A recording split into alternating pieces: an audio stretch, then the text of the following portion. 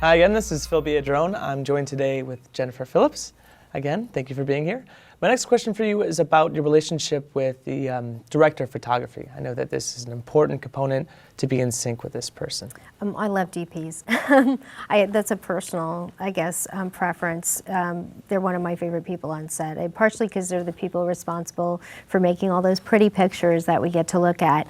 They're also the people who can make my job hard and the foreign distributor's job hard. And having been an executive in foreign distribution, I know what that job entails when a show's being delivered to them.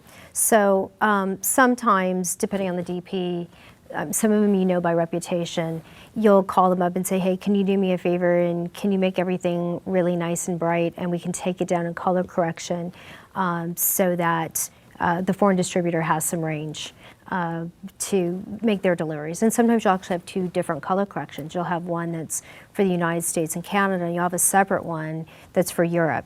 And so you want your DP to feel comfortable knowing that they'll have control over the picture and that I'm not there to step on their creative vision. I'm really there to help their creative vision follow through. Or if the DP is going to be involved in final color correction, which many of them, if they can be, want to be, you want to let them know that they only have a certain amount of time, that this isn't a commercial. We can't spend 3 days on the first 4 minutes of the show, that we have to do all 90 minutes of this show in 3 days or 4 days or whatever you have in terms of budget.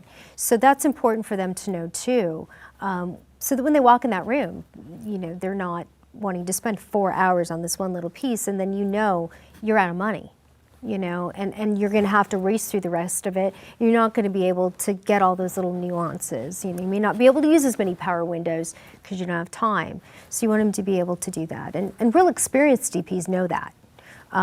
It's usually the younger DPs that want to make every frame perfect. And I want every frame to be perfect too, but budgetarily you can't always do that. Right, so this is always done in pre-production, so you have this communication. Sometimes in pre-production, sometimes during production. It depends on the production company. Sometimes if I'm going to be there during production, if I'm brought in that early, then I'm in the production meeting. You know, the big production meeting before the first day of shooting, where everybody walks through the script. Okay, well, to go off of that, what is your relationship with directors? Directors are generally, you know, your people who are making that creative vision possible. And so with directors, it's a little bit different. You want them to know that you're not there to step on them in the cutting room. They know how much time they have. You know they're going to generally ask for more time. Not always, but sometimes. And you want them to know, like, that I'm there as a resource for you. If you need stock footage, let me know. I'll go look for it. Let me know what the kind of stock footage you're looking for.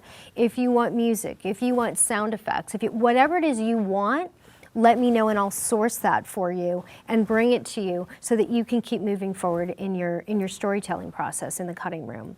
And I really like them to know that I'm there to help them create the best product they can and make it easy for them.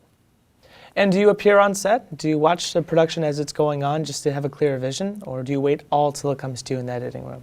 It depends. On some projects, if you have a lot of visual effects, I might be there with the visual effects supervisor hand in hand, watching and noting how much they're doing, if they're changing what was originally budgeted for, if all of a sudden the shots become 10 seconds longer and we need to readdress how we're going to make that work, either financially or time-wise, I'll be there.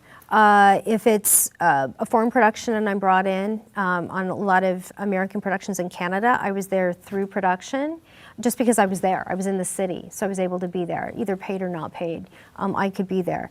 And I'd be there on certain days or every day. On other productions, you're not there at all.